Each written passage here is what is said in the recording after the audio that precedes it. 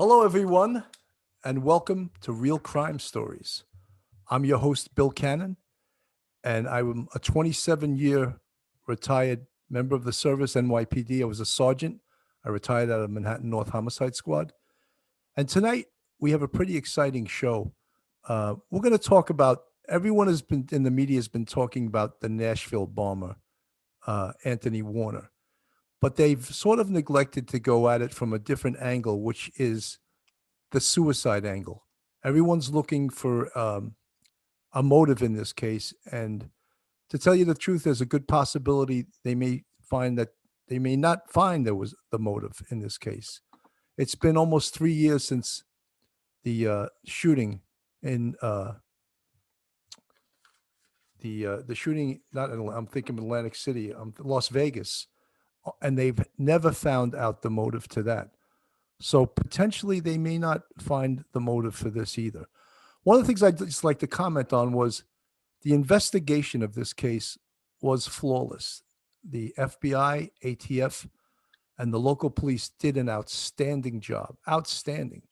From the investigation, the FBI, the ATF, and the local police, to the local police responding and saving dozens of lives from evacuating those buildings. Tonight, I have a guest who's a retired NYPD detective, and he's also a doctor of psychology. He's a clinical psychologist, and his name is Tom Coghlan. No, he's not the former Giants coach. That was Coughlin. It's Coghlan, and he has some great opinions on what may have happened. Tom also owns a company called Blue Line Psychological Services, and he helps members of the service and members of the NYPD who are dealing with depression and that type of thing, and he helps them out. What better person to help out a cop than a former cop? Anyway, without further ado, I'd like to introduce Tom Coghlan. Tom, Bill, welcome to the show. To be here. Thanks very much, Bill. I'm very excited to be here. Thanks for having me on. You're also a professor, right, at Monroe College? I am. Yeah, I've been with Monroe since 2010. Well, you're a veteran. You wear many hats, right? You wear many hats. And I do. I keep one under the other. You also work for an organization called PAPA, right? Isn't that correct?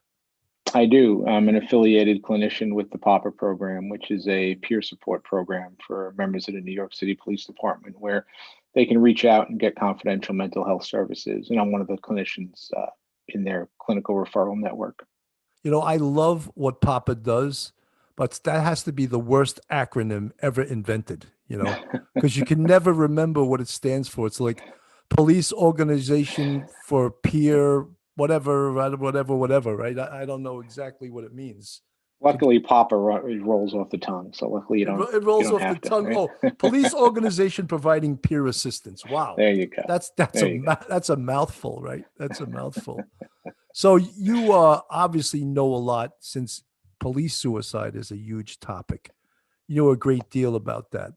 So let's apply this to this suicide bomber, which is what he is, Anthony Warner. And could you maybe give us a little of your knowledge in regards to this case, and specifically this individual, Anthony Warner? Sure, I'd be happy to. And yeah, I've done a lot of work in the realm of police suicide, trying to understand the variables that contribute to police suicide specifically. And what we know about suicide is that suicide is multi-determined, right? There is no one variable that contributes to the decision to take one's life. I think when we look at this particular case, I think that we're seeing a mix of issues regarding suicide, as well as I think we could probably apply some of the psychology associated with lone wolf terrorism in a certain way. So if we kind of combine suicidology as well as a piece of lone wolf terrorism, some of the things that we know psychologically about lone wolf terrorists, I think apply as well. In suicide, because it is multi-determined, there's often this question about whether or not suicide is a product of mental illness. And this is an unsettled question. It's actually in the field of suicidology, it's actually a fairly controversial question because there are those who would suggest, for example, the CDC released a report back in 2018, I believe, which suggested that less than half of all suicides is attributable to a mental illness. However, Tom, other people, can I just interrupt you for 1 second? But Mhm. wouldn't it be consistent with suicide that at the time you are going to take your own life, that you're in mental crisis right then? Yeah, I mean, and that is the question, right? So, researchers into suicide, like Thomas Joyner and others, suggest that almost all suicides have an undiagnosed mental illness, or at least what we call subclinical manifestations of a mental illness. So, aspect of mental illnesses that don't maybe reach a full diagnostic criteria for a mental illness, but certainly subclinical presentations. And so, yes, certainly when someone is in a moment of suicide, clearly there's mental distress. Although we also have to think about, as I mentioned, the type of suicides that we see in lone wolf terrorists who take their own lives, where perhaps that's not really mental distress, right? Perhaps that's ideologically driven. Right. And in this case, similar to the case of someone like a Ted Kaczynski, who obviously was not a suicide bomber per se, but we have to look at the ideology driving the person in the behavior, and whether or not there was an ideology driving it.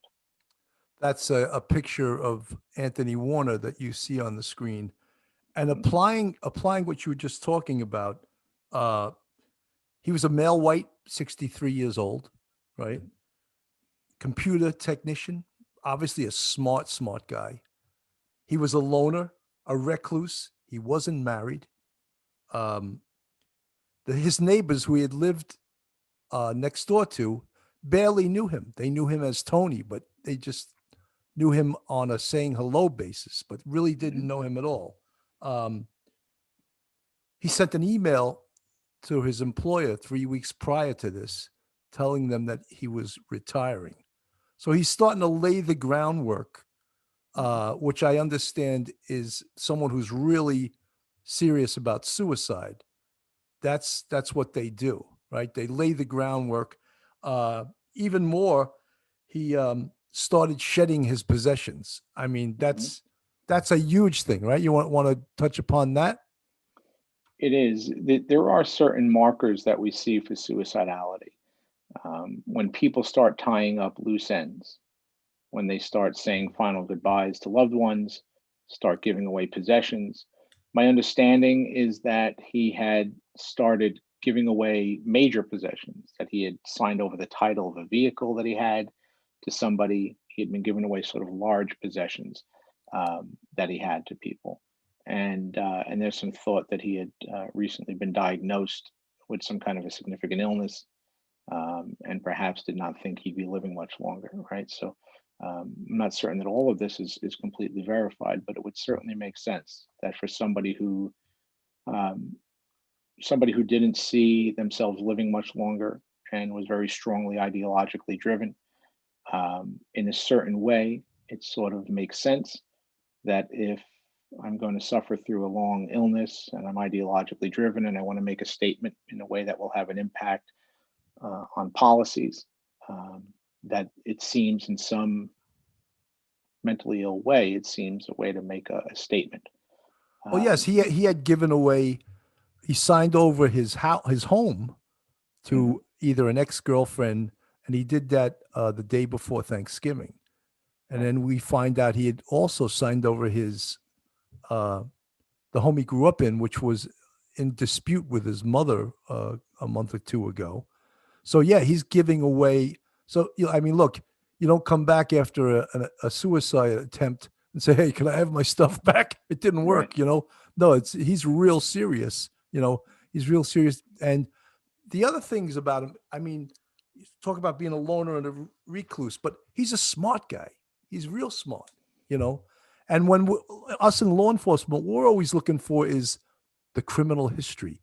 Is that going to explain his his activity, as a great John Jay professor says, previous conduct is a good indicator of future conduct. But he had one arrest when he was 21 years old, I believe, for selling marijuana. So that was 42 years ago. So that doesn't explain, his conduct of this crime that he did and committing suicide. So we're still looking for answers relative to why he did this. Right. And to complete that idiom, the idea that past behavior predicts future behavior, it's typically that past behavior predicts future behavior within a similar context, right? And so we would need to know the context in which prior criminal behavior occurred to really be able to predict future criminal behavior. When we think about bombers, the typical bomber is a male, sort of a middle-aged male, typically with some nationalistic tendencies, nationalistic beliefs, and often patriotic nationalistic beliefs, right? And so when we look at his choices of behaviors, the recording, for instance, the recording that warned people of the explosion, right? And certainly there's always the concern of secondary devices, et cetera. But it really speaks to his nationalistic, patriotic belief system, in that it seems as though he did not want to see fatalities as a result of his bombings, right? That there was this sense of nationalism and or patriotism or some kind of a moral value set guiding him. So in some way he was trying to make some statement in regard to some issue, perhaps an ideological one, but he was also making a statement in regard to something about himself, that there was this patriotic sense, there was this piece of high moral values. We think back to one of the more famous bomber cases. We think back to George Metesky back in New York in the 40s and the 50s. And George Metesky was the mad bomber. He had planted multiple bombs throughout New York City. But he stopped during World War II. And he left a note saying that so long as the war is on, I'm not going to continue to cause chaos in the city. We have bigger things to worry about. Well, what a nice guy. Way, what a patriotic guy. And so, but we see sort of trappings of that here in this case. Well, right? Tom, what I wanted to say, to warn people. If I could interrupt you for a second, what I wanted to say was, it was admirable that he put this warning in there, and the police were able to evacuate the buildings, which resulted, I'm sure, saved dozens of lives. But yet, I just showed the picture on the screen of the devastation that bomb did. So with a bomb, you can't surgically say, I'm not going to kill anyone, because that, I think 8 people total were injured by that. So you can't say, he tried not to kill, but he still could have killed many, many people. Certainly. Certainly. So the devastation that bomb did, I believe 40 businesses were destroyed.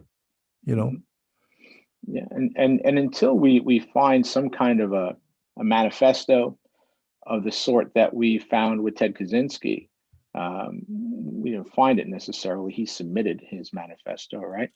But until we find some kind of a manifesto really explaining his motive, chances are we may never know what his motive is.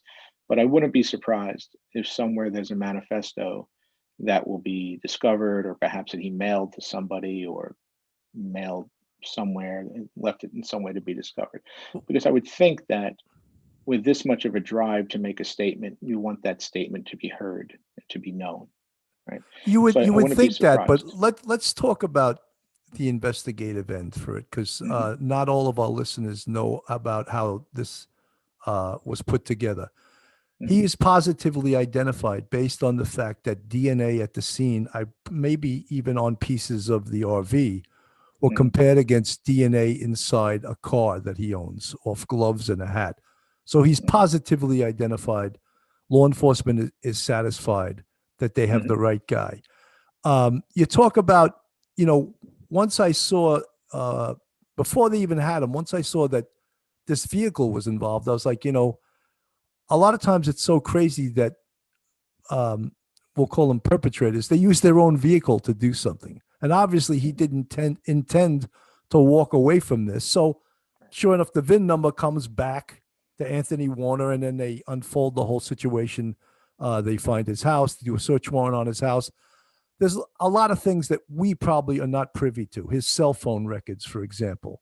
And if our listeners don't know, your cell phone is voluminous piece of evidence in any kind of investigation, from the cell site information to your text messages to the calls you've made to the people you've called. It's a huge piece of investigative material. The other thing is the RV itself. Sure enough, they go on Google Earth. I go on Google Earth. I look at my house. I don't own that car anymore because it's so old. But yet it can be useful, right? And as we know from doing investigations, there is video all over this world. Everywhere you look, there's video, whether it's cell phone cameras to cameras on stores, cameras on roads, red light cameras. There are cameras everywhere. So they could backtrack and look and see, where was this RV? Check that against his cell phone records and see where he was driving. They're pretty satisfied now, but I don't see how you could definitively say that he acted alone. I think it's a little too soon to say definitively he acted alone. But, in our 24-hour news cycle, everyone wants instantaneous information. And I know from working 16 years in the detective bureau that if you want accurate investigative information, it cannot come fast. Fast and accurate information, they do not live in the same home. Yeah, I certainly, I would not be surprised if he worked in concert with someone. However, in the same way, if we think about this bomber in the same way that we think about lone wolf terrorists and what makes them unique and so particularly dangerous, in lone wolf terror, we don't get chatter the way that we get chatter in group terror, right? Because they work in isolation. Right. They work in isolated cells, so there's no chatter to be discovered, which allows them to go undetected and to remain under the radar. They tend to be loners, which he's been described as, right? They tend to, in many cases, be mentally ill, which is what makes them not a good fit for the terror group. And the groups often ostracize them from membership because they're unstable and they can't be controlled. Right. And so I wouldn't be surprised also if he acted completely alone. From what I understand, he had a degree in mathematics and some science experience. And so I imagine it doesn't take that much digging to learn how to build the kind of items, the kind of bombs that he built, and a tremendous amount of dedication and determination, which seems that he very much might have had a real one-minded skill. As you say, mathematics, he's a very smart guy. At one time in the 90s, he owned a burglar alarm company. And for our listeners also, you cannot get a license to own a burglar alarm company unless you basically have a clean record. And they probably forgave, or his marijuana sales conviction or whatever it was disposed of. That was when he was 21 years old. So he had a clean enough record to get a license to own a burglar alarm company. And he also was an engineer. He fixed computers. So he's a pretty damn smart guy, right? Yes. Reminds me very much of the same kind of skill set that Kaczynski brought to the table with his MIT background and his mathematical and his science background. Right. So I would not at all be surprised if he operated in an isolated cell. I wanted to just bring up something, and another technician or a person in the mental health business gave me the 4 key ingredients to suicide. Mm-hmm. And number 1 was being in pain, physical or psychological. Mm-hmm. And number 2 was helpless to do anything. Number 3 was hopeless. You don't feel the condition will improve. And mm-hmm. you're totally alone and isolated and possibly low self-esteem. It mm-hmm. seemed, maybe you want to comment about those 4 things in regards to Anthony Warner. Sure. Let's take the first piece, that idea of being in pain. It's been my experience working with many clients who are actively suicidal that have an intent and have a plan and have a means of committing suicide, and are actively considering doing it, or have had a suicide attempt or a gesture in the past. It's been my experience working clinically with suicidal people is that, surprisingly enough, they actually don't want to die. Most suicidal people do not actually want to die. What they want is for the pain to stop. Right. They just want the pain that they're in to end. But they reach a point where they don't see another way because they've become hopeless. They no longer believe that tomorrow will ever be better than today. So today is awful, today is horrific, and tomorrow will never, ever be better. It will only be worse. When Right. that is your reality, when you're in nothing but constant daily emotional or mental pain, and you have no belief that it will ever be better, suicide is a fairly logical solution, right? I've been, Um, as my in my role as a sergeant in homicide, I went to mhm, way more suicide scenes than anyone would ever want to go to. mhm, And it is so heartbreaking, that yes. you think that if this person was able to talk to somebody or call somebody, or if someone reached out to them knowing that they were in pain, maybe it could have saved their life. But then again, maybe they try it again at another time. And that's not uncommon that we see multiple attempts in a person's life. Um, when we think about those other pieces of the suicidal mind, being a perceived burden, we know is also a large piece. This idea that I'm a burden on others or I'm a burden on society, and I no longer want to be a burden. So yes, hopelessness, helplessness, low self-esteem, a sense of being a perceived burden on other people, and just being in pain and just wanting it to end. And so it might make sense that he had discovered that he was going to, you know, suffer some terminal illness or something, and didn't want to waste away that way or didn't want to die that way. And therefore, suicide with the ability to make a statement with his death in almost a martyrdom kind of way would make sense to him. Well, that's the baffling thing to everyone now, and everyone wants to know and is dying to know, and maybe we'll never know the motive. What was his motive? And the fact that maybe the RV was parked in front of an AT&T facility, potentially could that be that he was trying to get back at them for some reason that Mhm. hasn't been uncovered yet? Everyone's guess is as good as another. Maybe the only people that may have more information is the FBI and the ATF and the Mhm. police that are part of this investigation. But we can just speculate or make educated guesses. But as a detective, that that's how cases are solved. I used to say one of my detectives, he was always hypothesizing and theorizing. And I used to say, Joe, stop hypothesizing and theorizing and start typerizing your reports. So, but that You is know, how you solve cases, by talking to each other. when you point out, when you bring up this idea of the AT&T store, right? Um, so very often, obviously, this is not going to be a serial bomber because he died in the first bombing.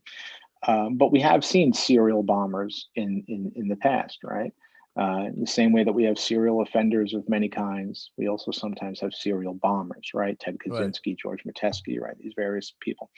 Um, However, in serial offenses, what we know is that the first crime is the most important crime. For understanding motive, the first crime is the most important crime. And so here we have his first crime, right? His first bombing. Obviously, it will be his last bombing, but Right. here we have his first bombing. And so this would be the most important one to really understand what he was trying to say, to understand what the message was. And so it may very well be linked to the AT&T store, right? There may be some statement being made. So for example, Kaczynski bombed airlines and other places because, as he said in his manifesto, his idea was not to overthrow government. His idea was to overthrow the technological and economic bases of government, right? When we look at Metesky's bombings, Metesky bombed throughout New York City for, I think, a period of, I think it was 14 years, aside from the break that he took during World War II. And his crimes were left unsolved. And eventually it was the first bombing that held the clue that solved it. And that was that first bombing was at a Con Edison site. And he had an individual beef to pick with Con Edison. And so his first bombing was the most important because it was done at a Con Edison site and it was directly linked to his motive. So I wouldn't be surprised if the AT&T store is significant in regard to this one being his big statement, making some statement against whatever it might be, 5G or AT&T or whatever it might be. But it would not surprise me at all if it was linked to the store. I think we all have a beef with Con Edison, but we don't bomb them. We don't set off a bomb in front of their store, you know. I don't like the AT&T bill I get every month, you know, but I take it on the chin, you know. There was one other thing that Gary Bisogna said to me, and he said 20% of people who are suicidal have made their mind up and don't want help, and they'll take you with them. So there is a subpopulation of people who are suicidal that are fully committed, right? And that one way or another, if someone else gets dragged into it, well, then so be it, right? And so I don't think that he wanted to take, in this particular case, I don't think he wanted to take other people with him. If he did, I think he could have very effectively taken many people with him. If he had driven into a high populated area in the middle of day on, you know, wherever it might be, you know, some kind of high populated area. But I certainly think that he had the means. Well, I think that recording started playing at 5:30 in the morning, so that the Nashville police, they had an hour to evacuate those buildings. I mean, they didn't know they had an hour. They put themselves in harm's way, which police all over the country, they do that every day of the week. I mean, I always remember the picture from 9/11 where it showed civilians running away and it had police running in, and it said, while others were running out, we ran in. And that's what police do all over the country. You know, it's not unique to New York City or to Nashville. They risk their lives for strangers all over the country. Yeah, heroic, self-sacrificing behavior on a daily basis that often goes unrecognized and sometimes, unfortunately, unappreciated. Sort of on a tangent, I had the opportunity to watch the press conference yesterday that 6 officers from Nashville gave when they each came up to the mic at individual times. And first of all, my hat's off and my absolute total admiration to those 6 officers and thank them for their service. I hope that someone in a decision-making position in Nashville is listening. I hope that they are being afforded the mental health resources that they undoubtedly need and will need going forward into the future to help them deal with the trauma of that event, because the type of vicarious trauma attached to that event will show itself 3 to 6 months after the event, not in the immediate aftermath of the event. And I just really hope that they're being given the appropriate resources that they need to deal with it. You know, Tom, you're so right. And as law enforcement officers, former law enforcement officers, we take that for granted. You know, I realized this whole show I'm calling you Tom and not Dr. Coghlan. No, please, Tom. No, okay, no, you know, Tom. I was.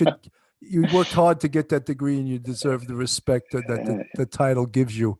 But that's all right. I'll stick with Tom. But we're both former law enforcement, so I guess we feel comfortable using each other's first names without the title.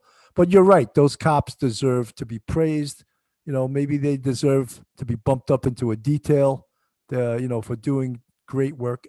And you're so right. I mean, you know, after doing 27 years, and I talk to cops that have retired, I think we all have a touch of PTSD, all of us. You know, because we've seen heinous things. We've seen horrendous stuff, bodies blown up, the brains of a 15-year-old in the sidewalk, 14-year-old girls raped by their uncle, horrendous things that people that work a 9-to-5 job at a bank, they never see things like that. And hopefully they never will. But we carry those things with us for the rest of our lives. Yeah, the amount of vicarious trauma, secondary trauma, if you will, but the amount of vicarious trauma trauma experienced by living it through someone else's experience, right? Or trauma that didn't directly happen to you, but that you bore witness to.